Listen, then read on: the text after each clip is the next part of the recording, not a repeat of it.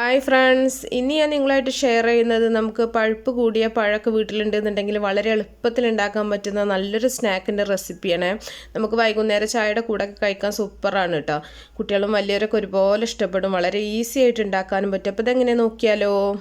ആദ്യം തന്നെ ഞാനിവിടെ നല്ല പഴുത്തൊരു റോബസ്റ്റ പഴം കഷ്ണങ്ങളാക്കി എടുത്തിട്ടുണ്ട്. ഞാനൊരു പഴമാണ് എടുത്തിട്ടുള്ളത്. ഇനി ഇതിലേക്ക് ആവശ്യത്തിനുള്ള പഞ്ചസാര ചേർത്ത് കൊടുക്കുക. ഒരു 2 ഏലക്കയും കൂടെ ചേർക്കുന്നുണ്ട്. ഇതിലേക്ക് ഒരു കോഴിമുട്ട ഒന്ന് പൊട്ടിച്ച് വയ്ക്കുന്നുണ്ട്. പഴം ഒരു പഴം ആയതുകൊണ്ട് തന്നെ ഒരു മുട്ട എടുത്തിട്ടുള്ളൂ. അപ്പോൾ പഴം കൂടുതൽ എടുക്കുന്നുണ്ടെന്നുണ്ടെങ്കിൽ അതിനനുസരിച്ചിട്ട് മുട്ടയുടെ അളവ് നിങ്ങൾ കൂട്ടിയെടുക്കുക. ഇനി ഇത് നല്ല പോലെ മിക്സിയിൽ ഒന്ന് അടിച്ചെടുത്തതിന് ശേഷം നമുക്കൊരു ബൗളിലേക്ക് ഒഴിച്ചു കൊടുക്കാം. വെള്ളമൊന്നും ചേർക്കരുത് കേട്ടോ. ഇനി ഇതിലേക്ക് നമ്മൾ പൊടിച്ച് വെച്ചിട്ടുള്ള ബ്രെഡിൻ്റെ ഇതാണ് ചേർത്ത് കൊടുക്കുന്നത്. ഒരു 5 സ്ലൈസ് ബ്രെഡ് ഞാൻ പൊടിച്ചിട്ടിട്ടുണ്ടായിരുന്നു. അപ്പോൾ ഇതിലേക്ക് ഒരു 5 സ്ലൈസ് ബ്രെഡ് കണക്കാണ് കേട്ടോ. ഇനി നമുക്ക് നല്ല പോലെ ഒന്ന് മിക്സ് ചെയ്തെടുക്കാം. അപ്പോൾ ഞാൻ പറഞ്ഞല്ലോ, പഴത്തിൻ്റെ അളവ് കൂട്ടുന്നതിനനുസരിച്ചിട്ട് ബാക്കിയുള്ള ഇൻഗ്രീഡിയൻസിൻ്റെ അളവൊക്കെ നിങ്ങൾ കൂട്ടിയെടുത്താൽ മതി.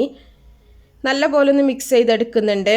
ഇനി ഇതിലിത് പഞ്ചസാര വേണ്ടാത്തവരാണെന്നുണ്ടെങ്കിൽ ശർക്കര ചേർത്തിട്ട് ഇതേപോലെ തന്നെ നിങ്ങൾക്ക് ഉണ്ടാക്കിയെടുക്കാൻ പറ്റും. ഇനി ഇതിൽ കൂടുതൽ ടേസ്റ്റി ആക്കാൻ നിങ്ങൾക്ക് കൂടുതൽ നട്ട്സൊക്കെ ചേർക്കുകയാണെന്നുണ്ടെങ്കിൽ നല്ല ടേസ്റ്റ് ഉണ്ടാവും കേട്ടോ. ഇനി നമുക്ക് ഒരു പാനിലോ സോസ് പാനോ എടുത്തിട്ട് കുറച്ച് നെയ്യൊന്ന് തടവിയതിന് ശേഷം നമുക്ക് ഈ ഒരു മിക്സ് ഇതിലേക്ക് ഒഴിച്ചു കൊടുക്കാം.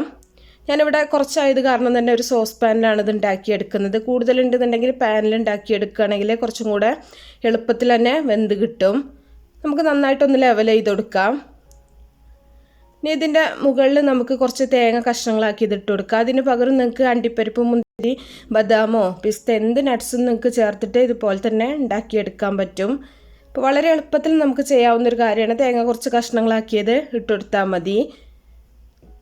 ഇനി നമ്മളിത് അടച്ചു വെച്ചിട്ട് നമ്മളൊരു തവയോ പാനോ ചൂടാക്കിയിട്ട് അതിൻ്റെ മുകളിൽ വെച്ചിട്ടാണ് നമ്മളിത് വേവിച്ചെടുക്കുന്നത്. കാരണം മുട്ടിയും ബ്രെഡും ആയത് കാരണം തന്നെ പെട്ടെന്ന് തന്നെ കരിഞ്ഞു പോകും കേട്ടോ. കരിയാണ്ട തന്നെ കിട്ടാൻ വേണ്ടിയിട്ട് ഒരു തവ ചൂടാക്കിയിട്ട് അതിൻ്റെ മുകളിൽ വെച്ചിട്ട് നമുക്കിതൊന്ന് വേവിച്ചെടുക്കാം. ചെറിയ തീയിലിട്ടിട്ട് വേവിക്കുക. അപ്പോൾ ഒരു 8 മിനിറ്റിന് ശേഷം ഞാൻ തുറന്നിട്ടുണ്ട്. ഇനി നമുക്കിതൊന്ന് തിരിച്ചിട്ട് കൊടുക്കണം കേട്ടോ. അതിന് മുമ്പായിട്ട് കുറച്ച് നെയ്യൊന്ന് മുകളിലൊന്ന് സ്പ്രെഡ് ചെയ്യുന്നുണ്ട്. എന്നിട്ട് നമുക്കിതിൻ്റെ അടുപ്പിലേക്ക് തന്നെ ഒന്ന് തിരിച്ചിട്ടിട്ട് വീണ്ടും ഒന്ന് പാനിലേക്ക് തന്നെ കൊട്ടിക്കൊടുത്താൽ മതി. വളരെ എളുപ്പത്തിൽ തന്നെ നമുക്ക് തിരിച്ചിടാനൊക്കെ കഴിയും. ഇനി അതൊരു 8 മിനിറ്റ് വെച്ചതിന് ശേഷം നമുക്ക് മൊത്തം ഒരു 15 മിനിറ്റ് കൊണ്ട് തന്നെ നമുക്കിത് റെഡിയായി കിട്ടുന്നുണ്ട്.